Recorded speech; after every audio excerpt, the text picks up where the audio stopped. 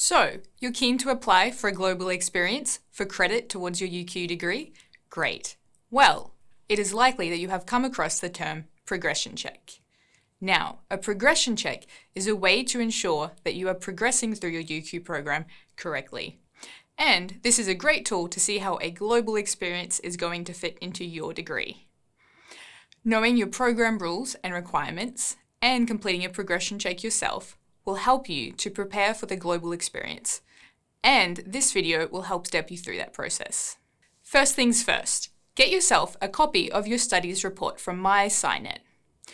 Log into MySciNet and select Enrollments. From the top left-hand side menu, select the option for Studies Report. Now follow the prompts to see it in print view. You should end up with something that looks a bit like this. This is, of course, an example only, as each student's studies report will be as individual as they are. Save your own studies report to your device and we will come back to it later.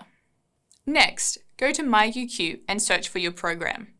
We are using a dual Bachelor of Business Management and Commerce as an example, but the same method applies to whatever your program is.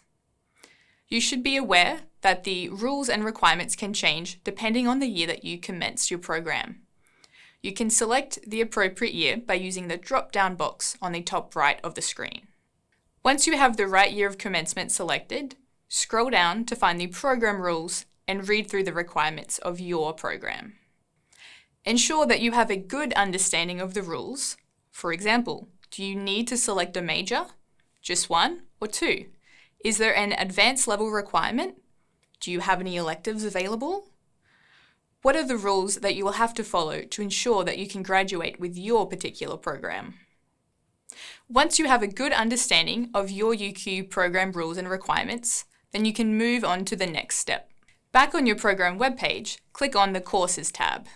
With the full course list open, it is now time to compare your studies report with the course list and tick off the courses you have already completed. For BEL faculty students, you can use a progression check document, which is available at the BEL Faculty Program and Course Advice webpage to help in this process. To get you ready to complete that form, here is an example on how to cross-check your studies report with your course list. This part of the studies report shows that 4 compulsory courses have already been completed.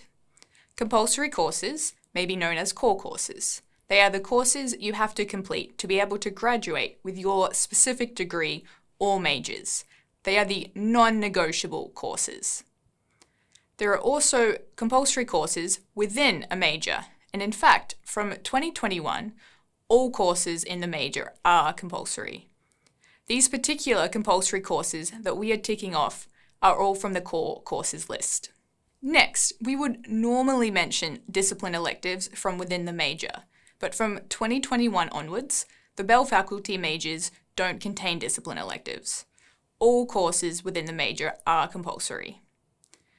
If you are in a dual degree with another faculty, please check if your other majors contain discipline electives. Discipline electives are courses that relate to your degree or majors, but are not on the compulsory or core list. When you have room for discipline electives in your program, you get to make a choice about which courses to select from a list of courses that all relate back to the main discipline of the major or program. These are usually listed under a heading such as Choose 6 units from. Finally, 3 courses have been completed that are not actually listed in the course list for this major or program. The student was able to take these courses because the program rules allow for 12 units of general elective courses.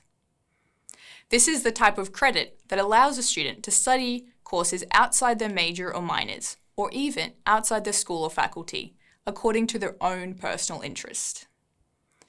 If your program rules state that you have electives from Part B or Part C or other courses, then you should have room for general electives.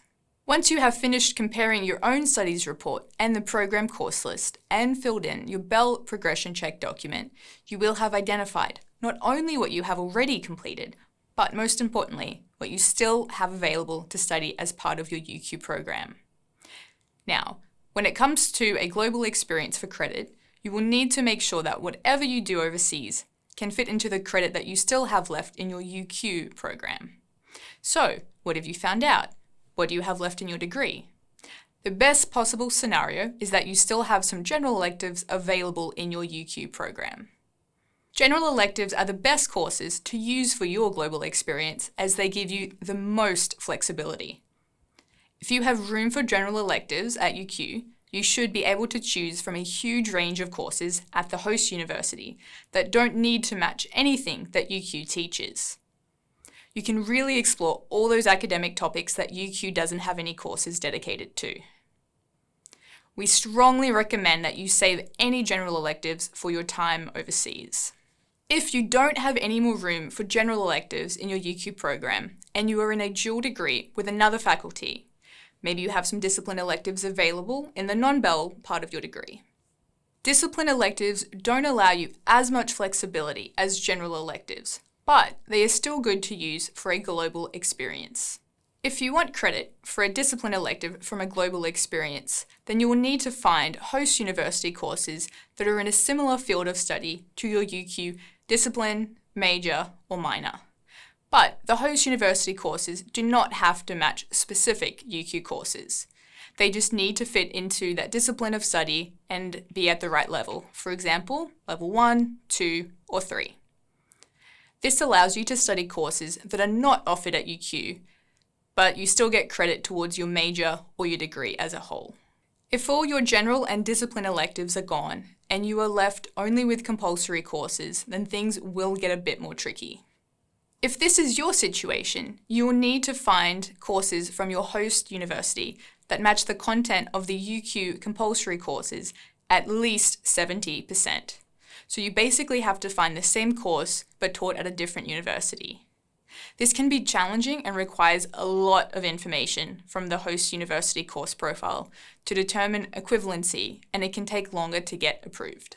When trying to match compulsory courses, you will need to be prepared to do lots of research into the host university courses and have a good backup plan if the courses aren't available when you arrive at the host university.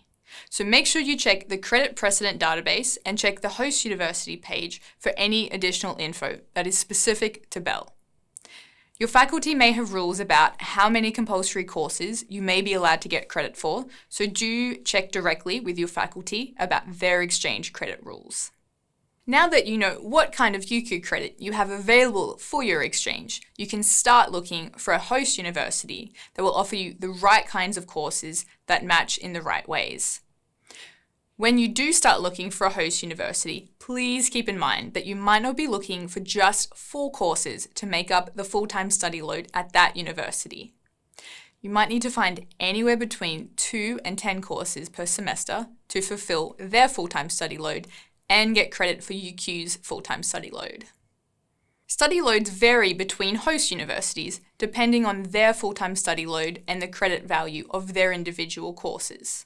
It might be 2 courses, each 50% of the full-time study load, or maybe 3 courses, which is typical in the UK, or even 5 courses, which is typical in the US and Canada, or it might even be 6 or more courses, which is usual in Europe or Asia.